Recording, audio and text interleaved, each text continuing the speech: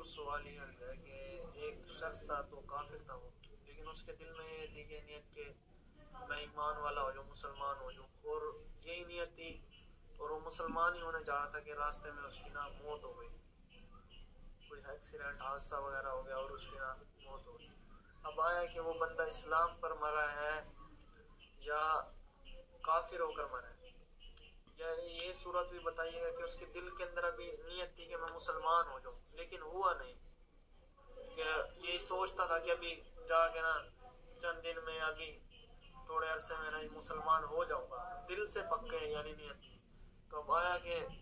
اب وہ مسلمان مر گیا لیکن وہ نا موت ہو گئی اس کی، مسلمان ہو کر مرا یا کافر ہو کر مرا، تو اس میں تھوڑی سی رہنمائی تو ارشاد فرما دیں۔ السلام علیکم۔ وعلیکم السلام ورحمۃ اللہ وبرکاتہ۔ ایک آدمی ہے غیر مسلم، اس نے نیت کی ہے کہ میں مسلمان ہو جاؤں،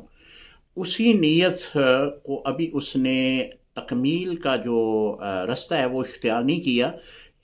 نیت کے ساتھ ہی وہ فوت ہو گیا، تو کیا وہ مسلمان ہوگا یا نہیں؟ دیکھیں، مسلمان ہونے کے لیے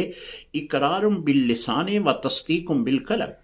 یعنی اقرار کرنا اللہ کی وحدانیت کا، حضور علیہ الصلوۃ والسلام کی رسالت کا، آخری نبی ہونے کا اقرار کرنا، زبان کے ساتھ پڑھنا کہنا یہ ضروری ہے، اور دل کے ساتھ اس بات کی تصدیق کرنا، تو پھر آدمی مسلمان ہوتا ہے۔ اگر اس نے صرف نیت کی ہے، ابھی مسلمان نہیں ہوا، تو پھر وہ مسلمان نہیں ہوگا، کیونکہ اس نے ابھی نہ تو اقرار کیا ہے نہ دل سے تصدیق کی ہے۔ تو ہاں، اگر اس نے نیت کی ہے اور نیت کرنے کے بعد فوری طور پر خود ہی کلمہ پڑھ لیا ہے،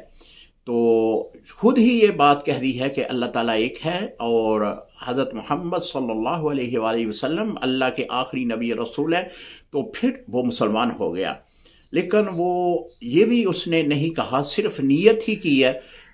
اور اس تلاش میں رہا کہ کوئی مجھے کلمہ پڑھائے، اس دوران وہ فوت ہو گیا، تو وہ غیر مسلم ہی کہلائے گا۔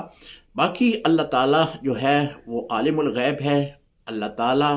اس کی بخشش کا ذریعہ بنا دے، تو یہ اللہ تعالیٰ کی ایک رحمان ہونے کی بہت بڑی وصف ہے، صفت ہے، موجود ہے۔ اللہ تعالیٰ جو ہے جتنے بھی غیر مسلم ہیں ان کا اسلام اپنی بارگاہ میں قبول فرمائے۔ السلام علیکم ورحمۃ اللہ وبرکاتہ۔